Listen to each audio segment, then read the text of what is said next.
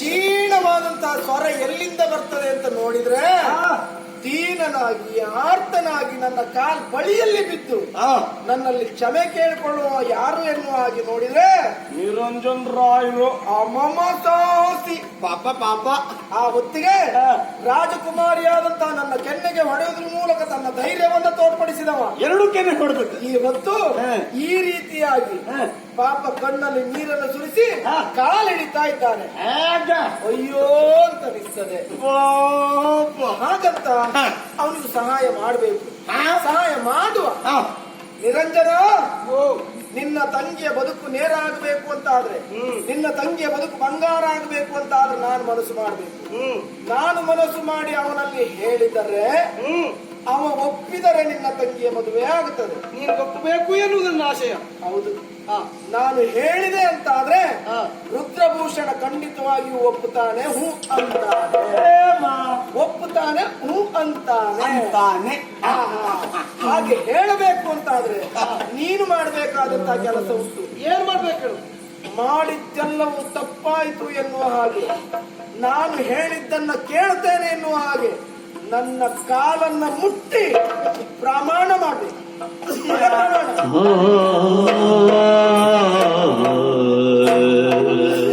ತಂಗಿಯ ಮಾರವರುಳುದೆವು ಚರಣ ಬಿಡಿದ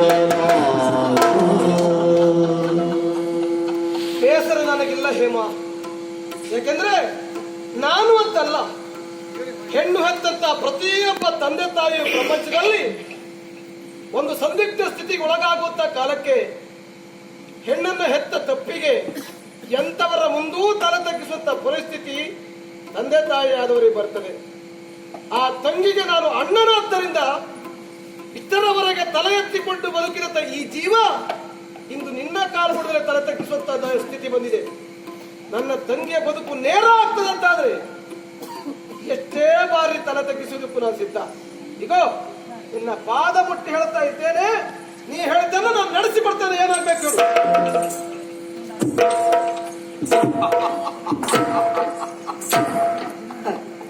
ನಾನು ಹೇಳಿದೆ ಅಂತ ಆದ್ರೆ ರುದ್ರಭೂಷಣ ಮದುವೆ ಆಗ್ತಾನೆ. ಅಲ್ಲ, ಮದುವೆ ಆಗಲೇಬೇಕು. ಅವ ನಿನ್ನ ತಂಗಿಯನ್ನ ಮದುವೆ ಆಗಬೇಕು ಅಂತಾದ್ರೆ ರುದ್ರಭೂಷಣ ನಿನ್ನ ತಂಗಿಯನ್ನ ಮದುವೆ ಆಗಬೇಕು ಅಂತಾದ್ರೆ ನಾನೇನ್ ಮಾಡ್ಬೇಕು?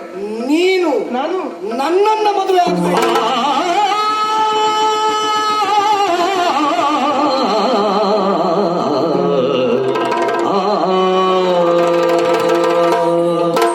जीवन जो काली देवन कुंवारे, जीवन जो काली देवन कुंवारे, जीविय जीवन तेरुद मुलुगुವ ಹಂಸ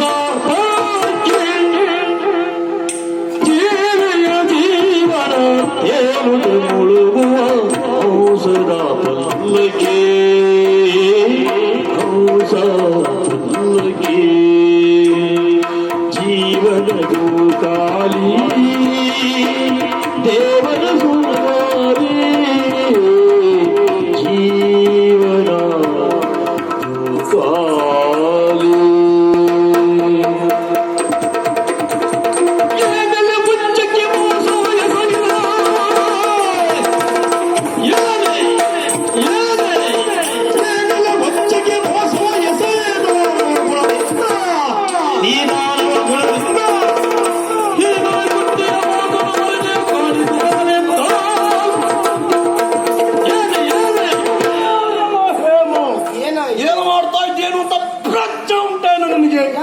ಅದಿಲ್ಲ ಅಂತಾದ್ರೆ ಏನು ಹೇಳಿದ? ಅವನ ತಂಗಿಯನ್ನು ನಾನು ಮದುವೆ ಆಗಬೇಕು. ಬೀಳುವುದಲ್ಲ ವಿಷಯ, ಮತ್ತೆ ನಿನ್ನನ್ನು ಅವ ಮದುವೆ ಆಗ್ಬೇಕು. ಏನು ಹೇಳ ಇದು? ಏನಾಯ್ತು? ಇಷ್ಟು ದಿನಗಳವರೆಗೆ ನಾನು ನಿನ್ನನ್ನು ಮದುವೆ ಆಗಬೇಕು ಅಂತ ಆಸೆ ಇಟ್ಟುಕೊಂಡವ, ನೀನು ಕೂಡ ನನ್ನನ್ನು ಮದುವೆ ಆಗ್ತೇನೆ ಎನ್ನುವ ಹಾಗೆ ಇಷ್ಟು ದಿನದವರೆಗೆ ನನ್ನ ಜೊತೆಯಲ್ಲೇ ಇದ್ದವಳು. ಅದಕ್ಕಾಗಿ ನೀವು ಹೇಳ ಎಲ್ಲ ಕಾರ್ಯವನ್ನ ಮಾಡಿದೆ. ಆದ್ರೆ ಇವಾಗ ಅವನನ್ನು ಮದುವೆ ಆಗಬೇಕು ಅನ್ನೋದಾಗಿ ಹೊರಟಿದ್ದೆ ಅಂತಾದ್ರೆ ಹೇಮ, ಇಂತಹ ಬುದ್ಧಿ ಎಲ್ಲ ಒಳ್ಳೆಯದಲ್ಲ. ಈಗ ಆಡಿದ ಮಾತನ್ನ ಬಿಟ್ಟು ನನಗೆ ಕೊಟ್ಟ ಮಾತಿನ ಪ್ರಕಾರವಾಗಿ ನನ್ನನ್ನು ಮದುವೆ ಆದ್ರೂ ಒಳ್ಳೆಯದು ಹೇಮ. ಇಲ್ಲದೆ ಅದಿಲ್ಲ ಅಂತಂದ್ರೆ ತೊಂದರೆ ಆಗುತ್ತೆ ಎಚ್ಚರ. ಮುಗೀತ ಆ ಮುಗೀತ ಇಲ್ಲ ಅಂದ್ರೆ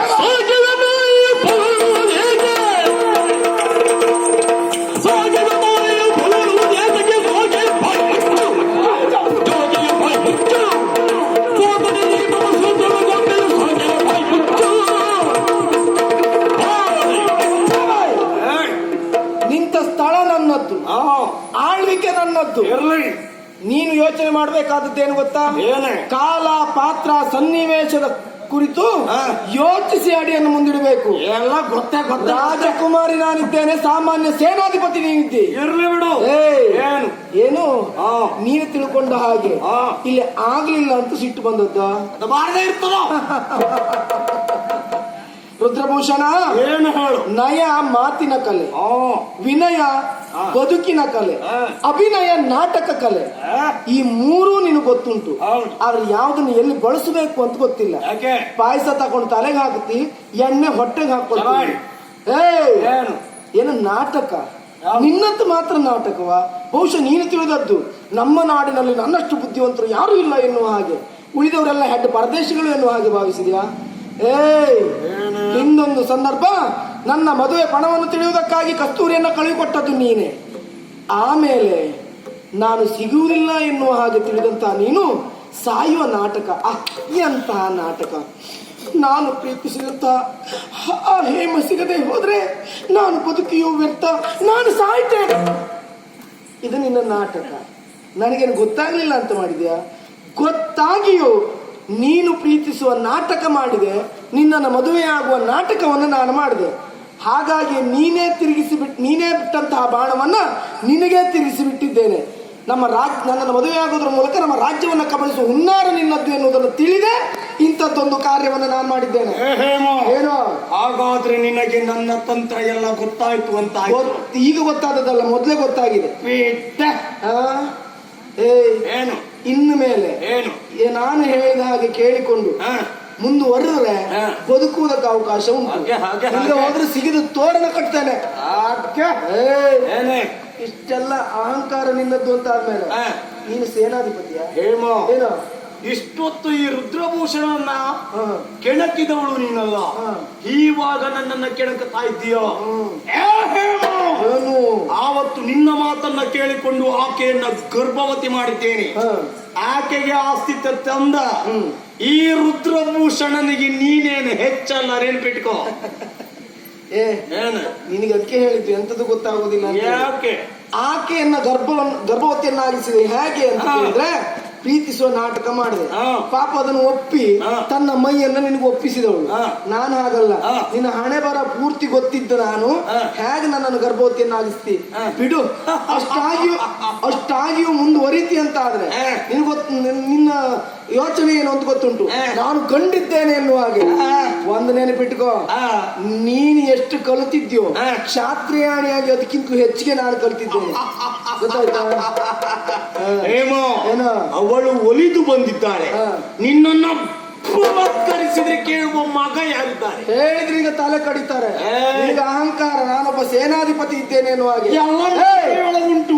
ನಿನ್ನ ಕೈಯೊಳಗೆ ಇದ್ರಲ್ವ ಆಡಿಸುವುದು ಎಲ್ಲ ಉಂಟು. ಈ ಹೊತ್ತಿಗೆ ರಾಜಕುಮಾರಿಯಾಗಿ ನನ್ನ ಆಜ್ಞೆಯನ್ನು ಕೇಳು. ಏನ್ ಮಾಡ್ತೀಯ? ಇಂದಿನಿಂದ ನಮ್ಮ ನಾಡಿನಲ್ಲಿ ನೀನು ಸೇನಾಧಿಪತಿ ಅಲ್ಲ, ಕಿತ್ತಿ ಬಿಸಾಡಿದ್ದೇನೆ. ಇನ್ನೇನಿದ್ರು ಸಾಮಾನ್ಯ ಒಬ್ಬ ಪ್ರಜೆಯಾಗಿ ಬದುಕು ಸಾಗಿಸುವ.